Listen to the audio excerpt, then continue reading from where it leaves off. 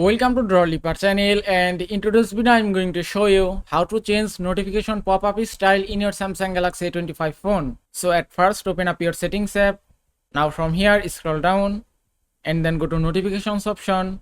From here go to notification pop-up style, and at the top you can see two options, brief and detailed, and you can choose any option as you want. If I select brief, now if you want to change your pop-up style, just go to edge lighting style. And here you can see effect option, and you can change your pop-up effect from here. Here you can see 6 effects: bubble, heart, fireworks, and so many. And you can choose any effect as you like. If I select this, now if you want to change your effect color, just tap on color, and then you can choose any color as you like. If you tap here, from here you can set so many colors. Then tap on done, and it's done.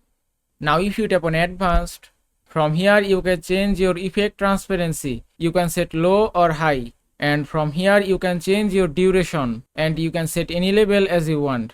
Then tap on done, and it's done. And that is how you can change notification pop-up style in your Samsung Galaxy A25 phone. I hope this video was helpful. If it was, please give it a thumbs up and don't forget to subscribe